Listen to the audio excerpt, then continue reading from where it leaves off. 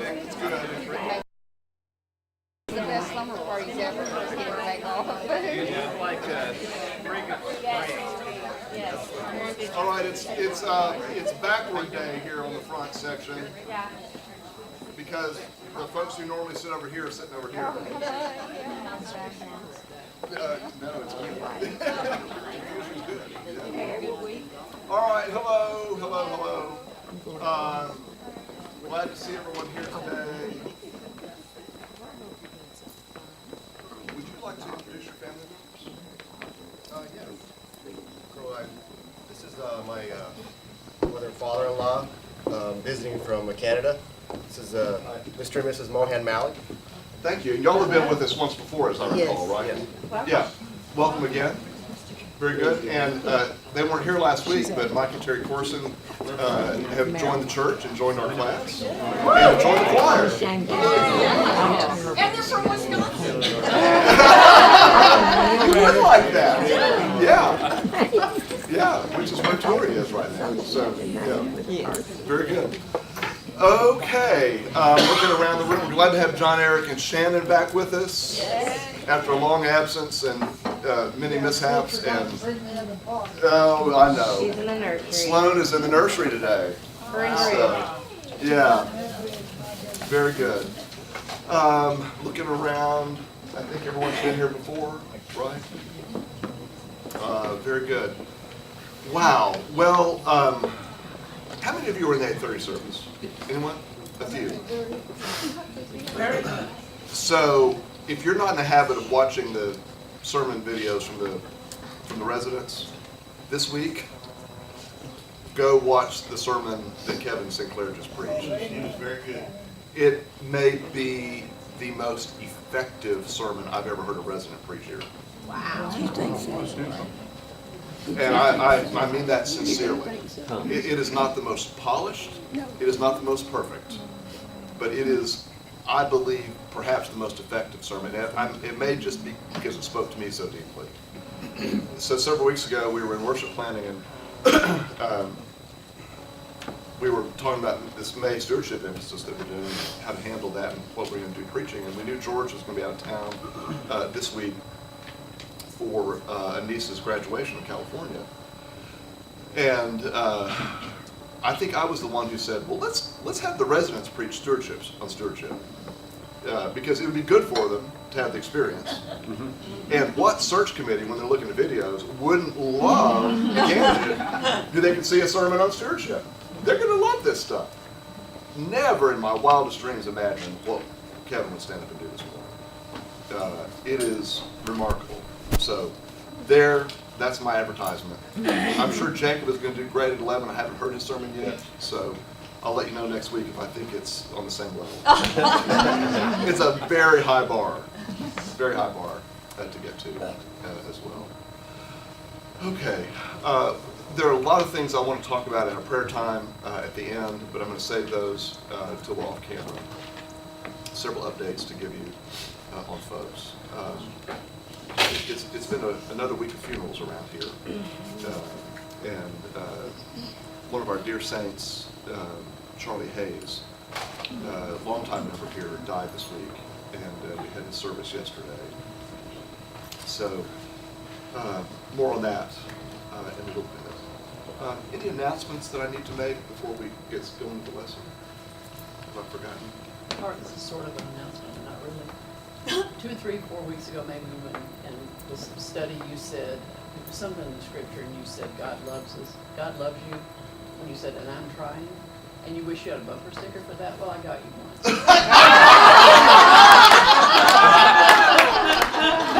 I know you said you don't use bumper stickers, but I thought maybe you I may put this have. in your office. Oh my gosh! It came from Thailand via Amazon. All right, let's open it up. English, okay? Yeah, it is in English. Okay. That is great. Well, I think I'm. Just take the cover out and we can see it through the clear. It's not. Oh. That is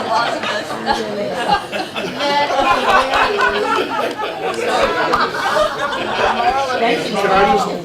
Can I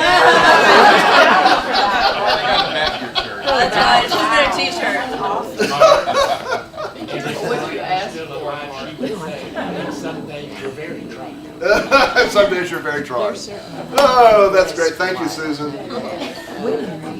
That's very clever. Indeed. All right. Well, so my goal today is we're going to finish the 4th chapter of 1 John. If we get into chapter 5, great. But we're going to finish the 4th chapter.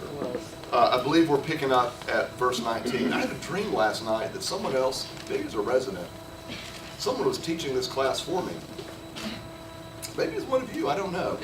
I can't remember who it was, and I was sitting in the back, and you started and rehashed all of last week's lesson over again. So we're not going to do that. I wonder why I dreamed that. All right, I believe we're in chapter 4, verse 19. Verse 19. Would someone read for us, someone volunteer to read, verses 19 through 21? Verses 19 through 21. I'll read it. All right, thank you, Shannon. We love because he first loved us.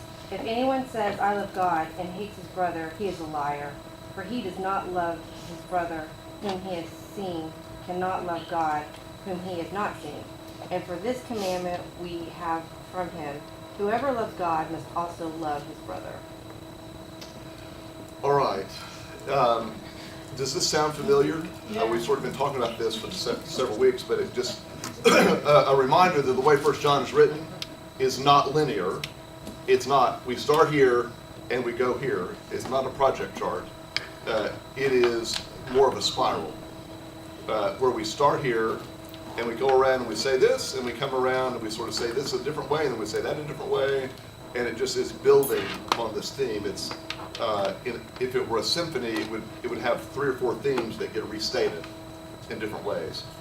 Sometimes French horns are playing over here, and sometimes the violins are playing over here, and sometimes it's in the percussion, and we keep coming around to some of the same themes with this, and that's where we are with this today. But it gets a little more detailed, I think, as we go. So we love because he first loved us. This begins. I'm just going to hit you with Tom Wright straight out of the gate today. My favorite commentator. The same door that opens to let out your love to God is the door that opens to let out love to your neighbor. If you're not doing the latter, you're not doing the former. It's as simple and as devastating as that. The same door that opens to let out your love to God is the door that opens to let out love to your neighbor.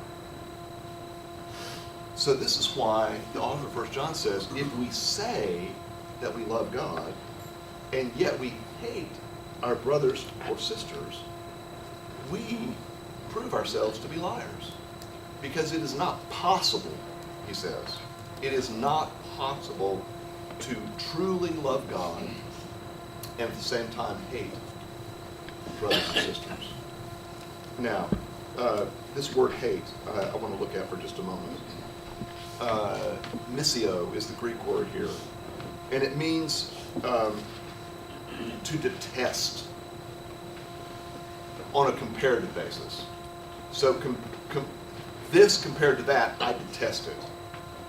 It is to love someone or something less than someone else. It is to renounce one choice in favor of another choice. Another place in the New Testament this same word is used, the same Greek word, is in Luke chapter 14, where Jesus says, if anyone comes to me and does not hate his own father and mother and wife and children and brothers and sisters, even his own life, he cannot be my disciple. And maybe that would give you a little insight into the nuance of this word, because what Jesus is saying there is the comparative idea. And that gives us some comfort in looking at the Luke passage. If by comparison to our love for Jesus, we don't hate mother and sister and brother, then we don't truly love Jesus, right? The author of 1 John flips it to say, if we don't love others with this, if we lessen our love for others compared to our love for God, then we don't truly love God. it's a comparative idea. Yes, Pat. Can you love and not like, and is it okay? Well, clearly, let's hope so, right? Yeah, I think so. And I've got an illustration I'll give in a few minutes that gets to that question too, an illustration from history. But I think that's where we sort of all struggle is, how do we demonstrate God's love even in difficult situations where we don't like something? Right? Anyone have a good experience with this? Kathy? Well, I'm just back to I think I'm going to have to commit to pray for you for a long time, knowing that doesn't have any effect on that other person. But I'm hoping I'm opening myself up so that God will change me. I don't have personal experience, but prisoners of war or prisoners at all, they need to be fed, just like whether you like them or not. If they're prisoners, it's our duty to feed them. We can't just let them die of hunger. So we should feed our prisoners. Okay. Someone else? I don't love our current president, but I am deeply, deeply disturbed and hurt if something happened to him. I like him enough that I don't want anything to happen to him, but I certainly don't love him. Okay. And I'm sure there's those who would say the opposite at other times, right? Absolutely. Yeah. That's a good illustration. Yeah. Someone else? Let me see if I can find in my, so here's an example of this. The mother of Emmett Till, whose name is Mamie, was asked if she harbored bitterness toward the two white men, or to white folks in general, for the brutal murder of her son in 1955. You know Emmett Till, right? And here's what she said. It certainly would be unnatural not to hate them. Yet I have to say I'm unnatural. The Lord gave me a shield. I don't know how to describe it myself. I do not wish them dead. I do not wish them in jail. If I had to, I could take their own little children, they each had two, and I could raise those children as if they were my own, and I could have loved them. I believe the Lord meant what he said, and try to live according to the way I've been taught.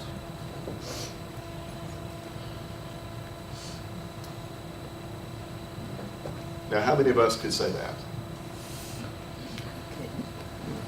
Not many. Yeah, I mean, that I think is as Christ-like an example as we can have. So, in verse 20, the writer of 1 John says that if we say one thing and we act another way, that we're liars. Now, I've been around long enough to know that one of the most dangerous words you can use is to call someone a liar, even if they are. And I've told you this before, I've gotten in more trouble for calling someone a liar than for the fact that the other person was actually a liar. And this is our southern culture. This may not be true in the northern reaches. But here, the polite veneer we put over everything is, I mean, someone can stand in front of you and tell a bald-faced lie, and if you say, I'm sorry, you're a liar, you're the problem because you called him a liar, right? We would rather have everything. Well, the word here, so maybe you're wondering, does this word really mean liar? And the answer is yes. That's exactly what it means. There's no sugarcoating this. It means the word means liar or deceiver. So here's a thought on this. One of the realities I've discovered that I'd like to hear from you on is that there are a fair number of people who I think must not love God as much as they say they do, because regardless of whatever God says, they insist on not loving their neighbors. Now, I'm not going to hold myself up as a perfect example of this because I think the human condition causes all of us not to love neighbors as we ought, right? But it's one of those things where the people who protest the loudest about love for God sometimes are the ones who actually show the least love for God through the way they treat other people. And I could be guilty of that too, but I don't want to be. So maybe I should just stop talking about love for God. So, right? Do you know what I'm talking about? Am I alone in seeing this in the world, or what is behind that? How is this possible? Well, I think what's behind it is fear. It's not necessarily that people are really trying not to love God by not loving people that they don't maybe see as their neighbors or understand as their neighbors, but for some reason they're scared. They're scared, not necessarily of the people. They might be scared they have something to lose. I mean, that's a lot of it. They're scared they're going to lose whatever, our country being, America, or our country being God's country or whatever.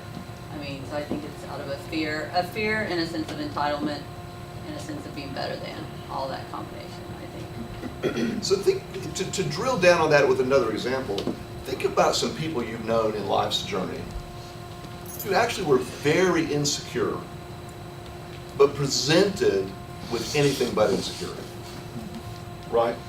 Because their defense mechanism, the way they cope with that, is to be brash and braggadocious, to cover up their own fears. That's a personality type, right? I think sometimes the Christian church falls into that trap collectively. And we need to brag about our love while not actually loving, because it's much harder to do than to say. And I know we're in a difficult area here. Someone else with an example or thought on this? Yeah, John Eric? Facebook relationships, when people are making it like it's too good, very shortly after I've seen a pattern of like divorces and stuff like that. So it's like if you're trying too hard, there to make it like everything's perfect, usually tells me things are pretty bad. No, that was a wise word. Yeah. The more you put up how glamorous everything is, right? Yeah, that's the interesting power of social media. And I've read several interesting research articles about this very trend, and I think you put your finger on something for sure. So, I have an op-ed piece in Dallas Morning News today, if you haven't seen it. It's been circulating online for the past week. They published it last Tuesday online. And it's about religious liberty. And in the current context we're in, where there's a lot of discussion about what is religious freedom, really. And I've tried to take a historic Baptist view that if you're not free, I'm not free. And I've tied it to the golden rule, where Jesus said, do unto others as you would have them do unto you. Which, by the way, Jesus didn't make that up. That is the wisdom that's been around. Jesus restated it. And if all wisdom is from God, then okay. You'll find that teaching in other cultures as well. It's very concise in the Bible. Do unto others as you would have them do unto you. And my view that I'm trying to make, and it's tied to this, the teaching of this verse as well, is I may not like you, I may not like what you are doing, but if it's legal, you have the right to do it. And just because it is not pleasant to me in my religious expression doesn't mean I get to shut you down for that. Now, this gets very uncomfortable very quick, and I understand that, and I'm not asking you all to agree with what I've written or what I'm going to say. I do want to I want to read to you, if I can find it here in my notes. Well, it's not that note. Where is it? Hang on a minute. Mark, while you're looking for that, Yes. I'll just say this. I had one of those experiences this morning reading the paper. Some organization had put up a Satanist memorial to veterans. And my. it was a black box-like thing with an upside-down pentagram on it, with an upturned helmet, and it was honor of veterans. And my first thought is, that's horrible. But then reading the article, they said because someone had objected that somebody put up a silhouette in this park of a soldier kneeling before a cross. The ruling was that any religion was able to put their symbol there, as it was a Vietnam memorial in this particular town. And I had this momentary thought of, that's horrible. And then I thought about what we're talking about. If we are free to express our religious views as much as we dislike it, we have to allow others to express their religious views. That Yeah. still rankles. In my view, you can't have it both ways. And our Baptist tradition hails from being the minority.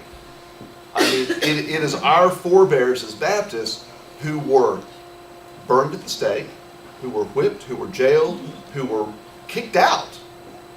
Beginning in England, moving to the new land here, we were the minority religion, and the First Amendment to the Constitution is in there today in large measure because of Baptists.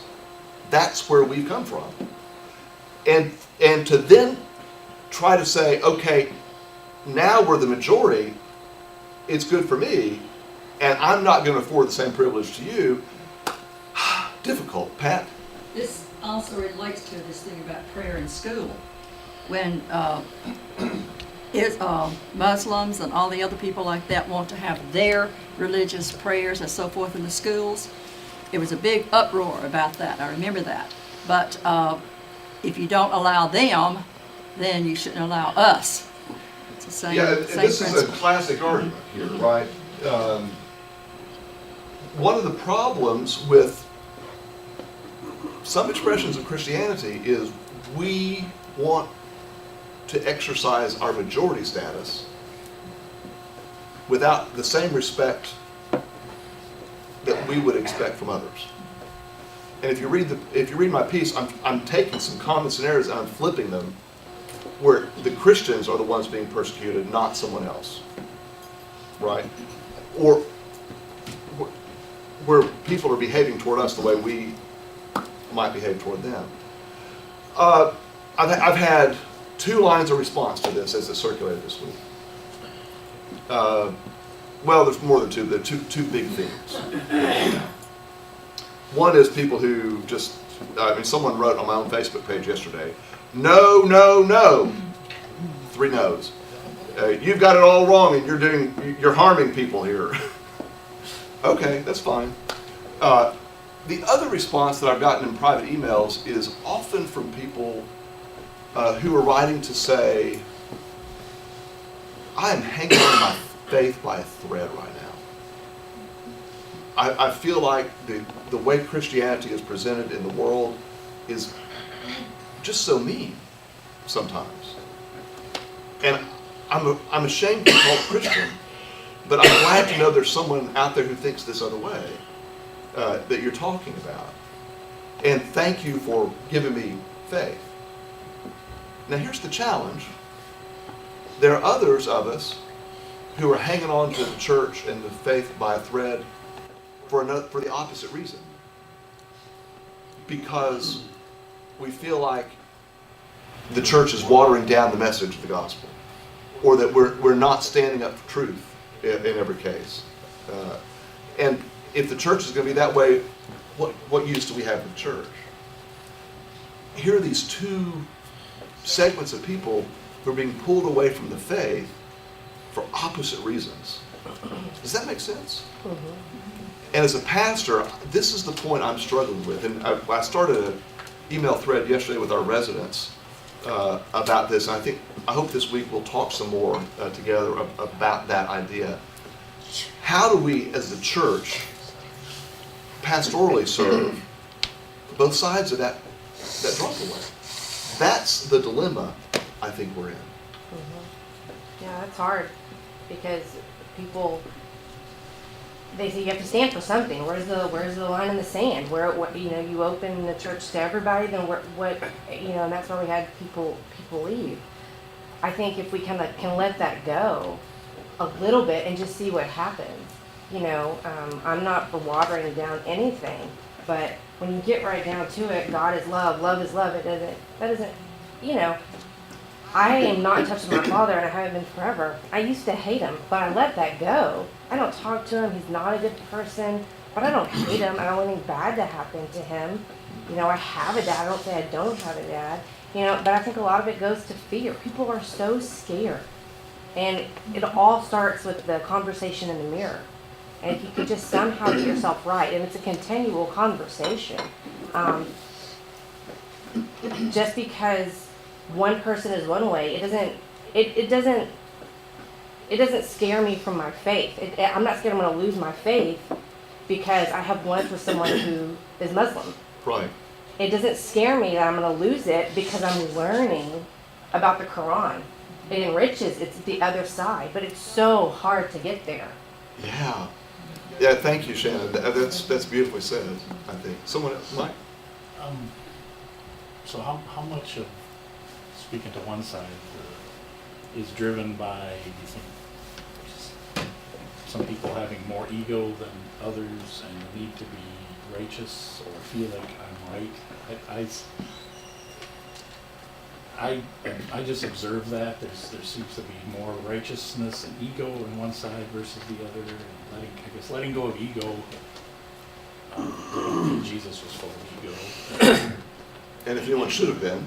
Right. But I think that helps us to, look at it differently if we let go of our ego more and the need to be right all the time.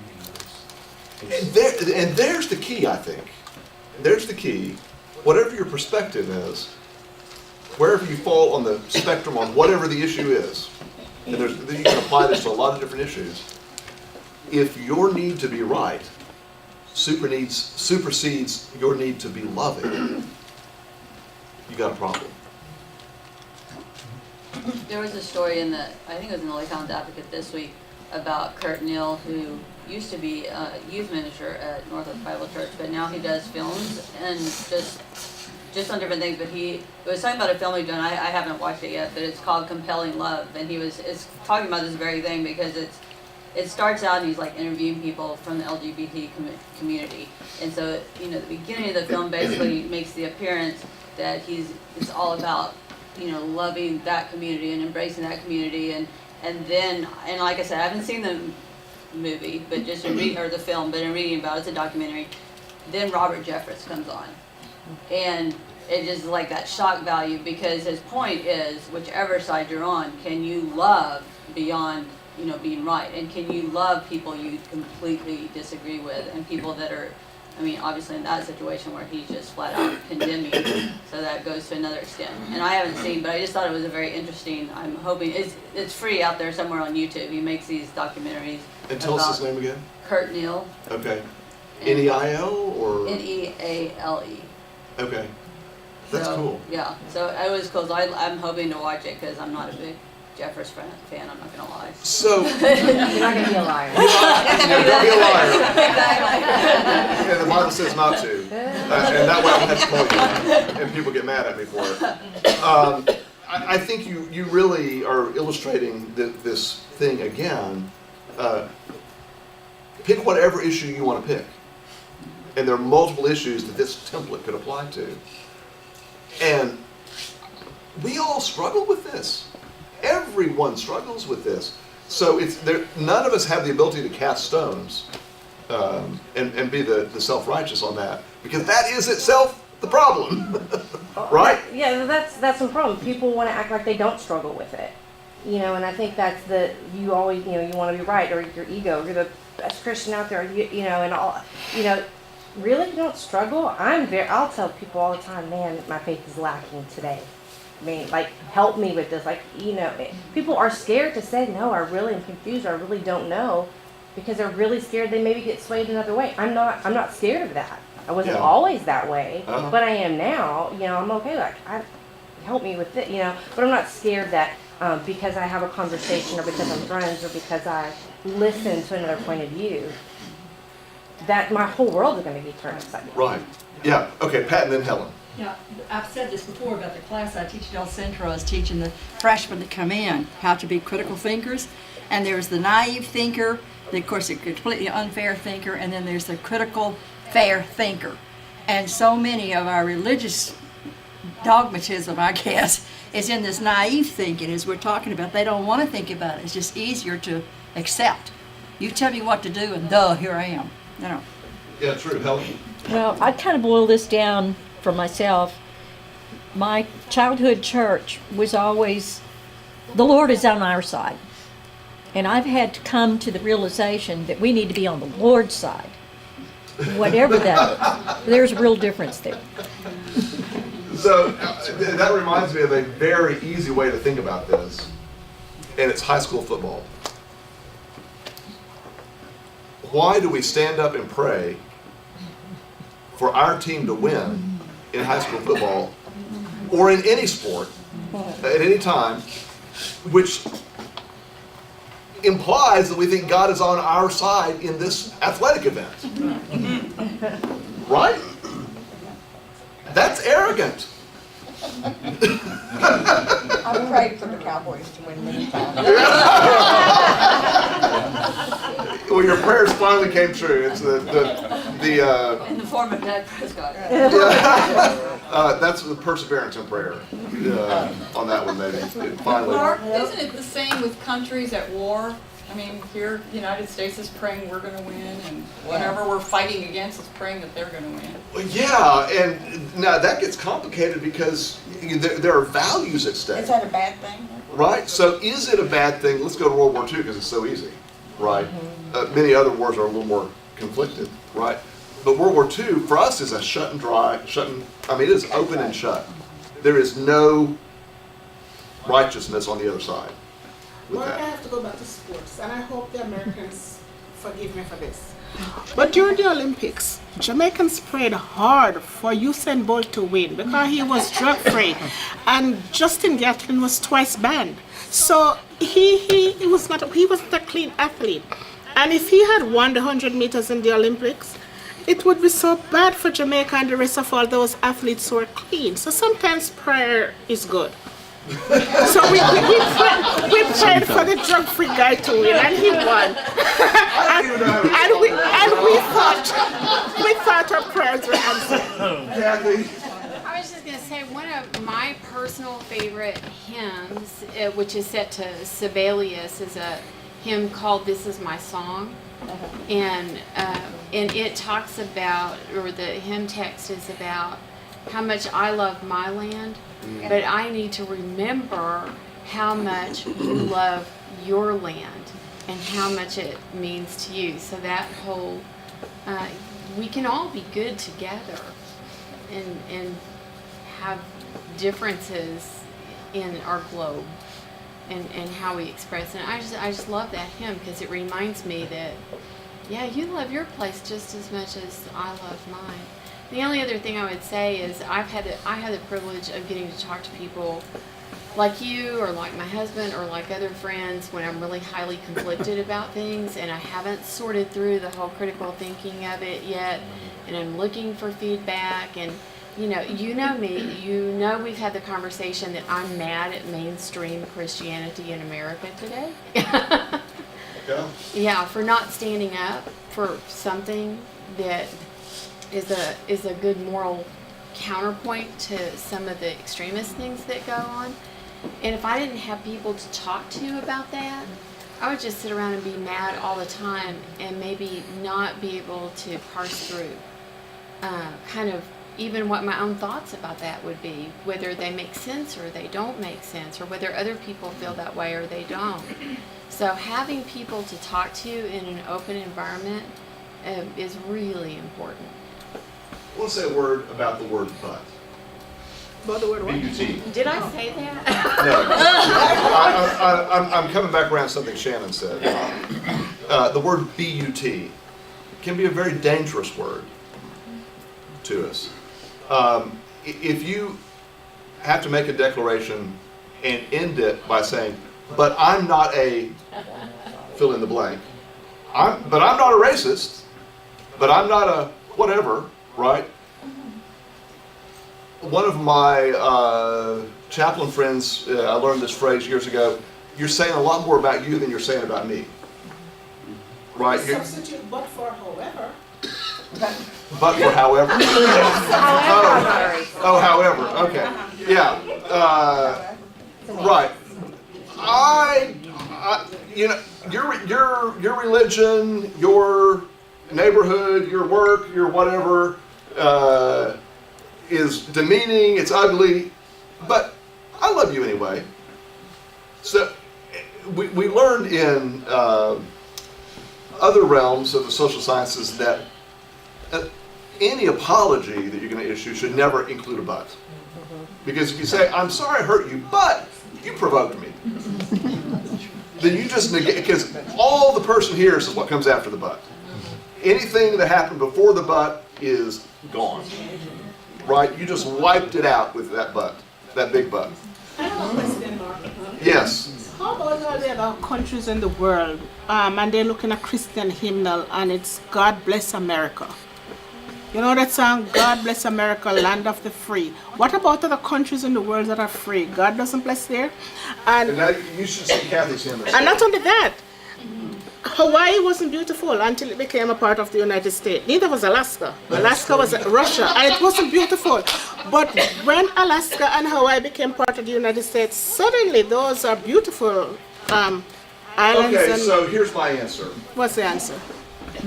As long as you're singing that or saying it not exclusively, we can pray God bless America, as long as we're not at the same time meaning it, saying God not bless someone else. It's perfectly appropriate to pray for God to bless America, as long as we don't exclude other people from that. And this is this hymn that Kathy was referencing really gets at this.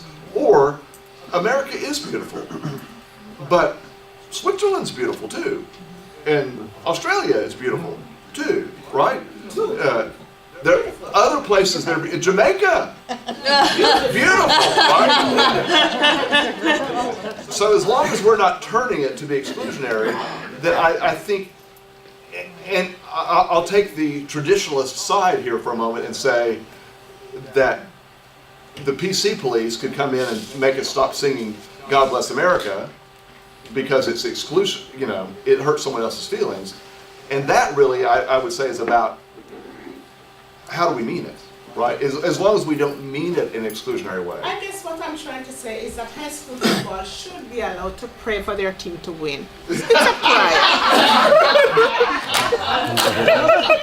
prayer. American bobsled team. Well, I'll pray for it. I love it. Okay. I never know what's going to happen here. All right. So, verse, oh dear, who they have not seen. All right. I've gotten so messed up on my notes here. We already talked about that. Verse 21. The commandment we've heard from him is this. What commandment? What is the commandment that's being referenced here? Love God. Love God. Is it one of the 10 Commandments? It's the greatest commandment. Is it what Jesus said? Yeah.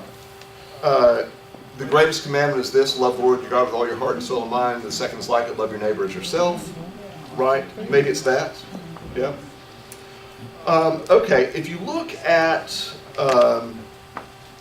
the end of verse 21,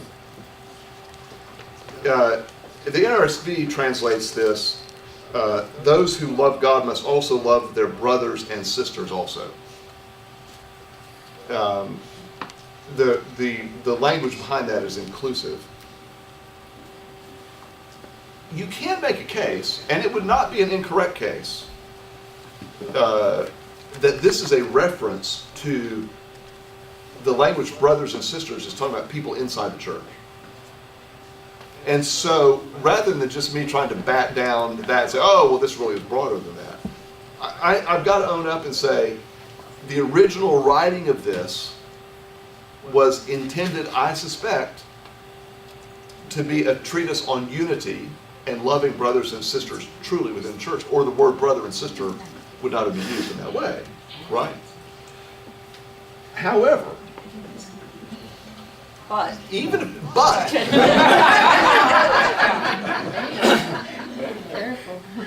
if that is literally true, does that exclusionary perspective resonate with the rest of Scripture? And I want to argue that it doesn't. And I also want to argue that how we treat people within the confines of the church is how we're going to treat people outside the church as well. So one of the sayings I've come to embrace, and you could use this in your workplace, or I use it at church because that's where I am. People don't show up at church and start acting some way suddenly. If someone's a pain in the neck at church, they're probably a pain in the neck somewhere else in their lives too. If someone's a bully at church, chances are they're a bully at work and in the home as well. If someone is angry when they come to church, it's very unlikely they're only angry at church. And you know people in your workplace, your neighborhood, or whatever like this, when someone shows up at work angry all the time, they're probably not just angry at work. There's something else behind that, right? You don't just show up one place and start acting a different way than you do. So if you get in the habit of acting bad at church, it's probably going to spill over the other way as well. John Aaron? Emerson famously observed that people seem not to see that their opinion of the world is also a confession of character. That's one of our favorite ones. Wow, that's a good one. Would you say that one more time so we can hear it? Sure. Emerson famously observed that people seem not to see that their opinion of the world is also a confession of character. Mm-hmm. That's a pretty deep thought. Is that sinking in? Yeah. Yeah. You gotta think about that one for a little bit. Yeah, let it sort of sink in. Yeah, like rum into the cake. Cake into the rum. Is right. Or the cake into the rum in her case. Yeah.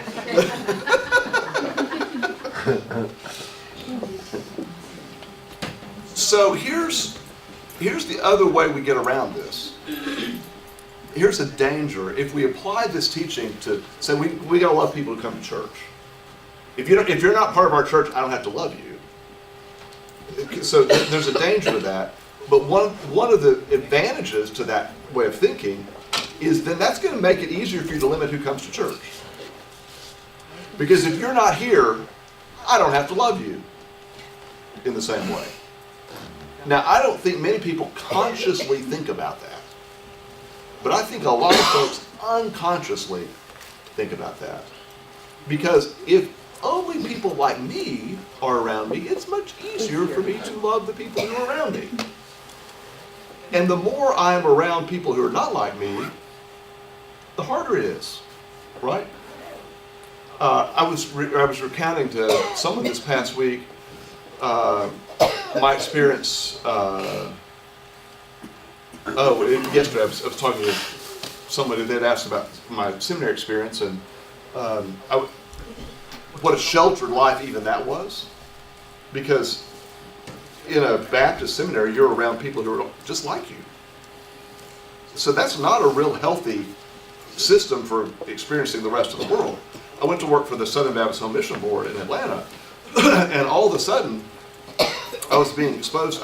One of the things I covered as a reporter there was the interfaith witness area, and there used to be a whole unit there that worked on interfaith relations.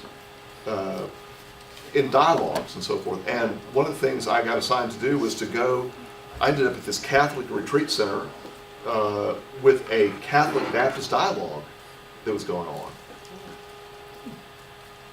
And I'd never been exposed to anything like this before. You mean we can actually sit down and talk about this? And this isn't spooky, right? When you walk into places that you're not accustomed to being into, sometimes you feel very adrift, right? And you're trying to find your footing there. And I'm coming back around again to what Shannon has said about finding the ability to be in uncomfortable places. Because one of the ways we demonstrate the love of God is by our presence.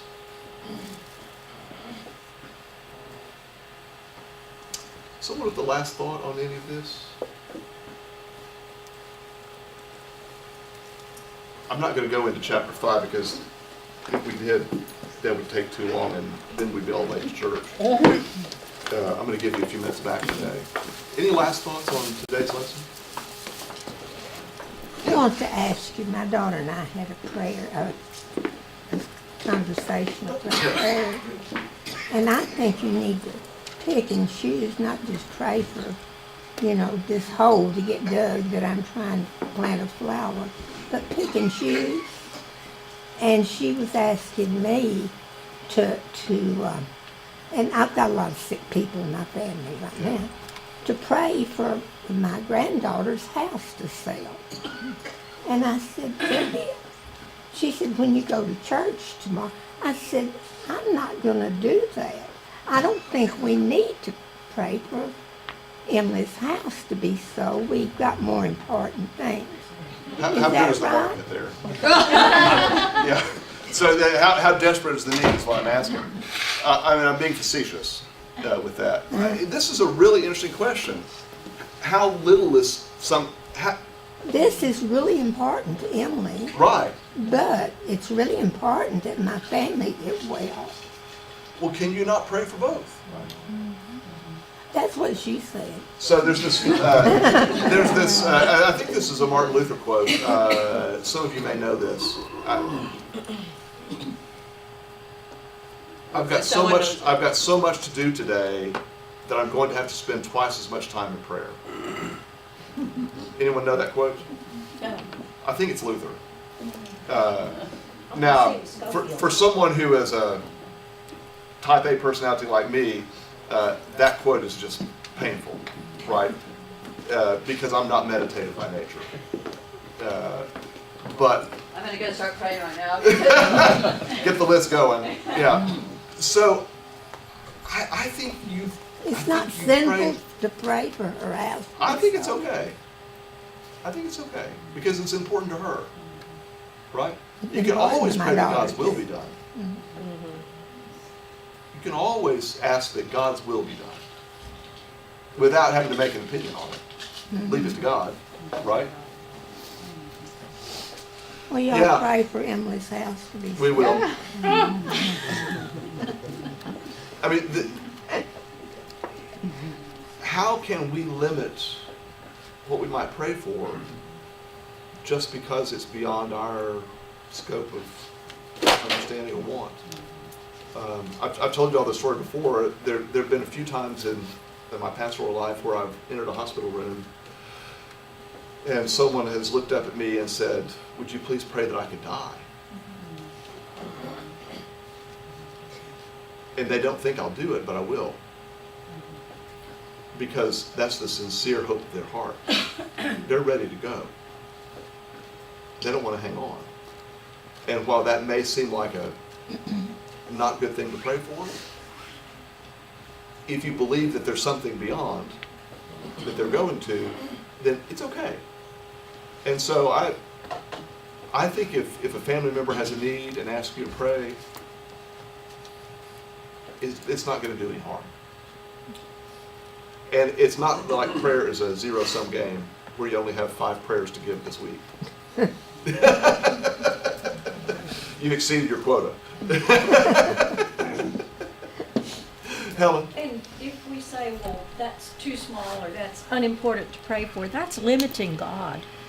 Because he's so big and so powerful and we can't comprehend how huge and powerful he is if we say, well, we can only pray for this, but not for that. We're kind of limiting what he's able to do and what he's able to comprehend. I mean, he's overreaching, and we're just kind of saying, well, this little slice right here is all God can do. Yes. When we talk about abiding in God, to me that's being in constant prayer of whatever is in that moment. Yes. Yes, indeed. Good word. Let's end with that.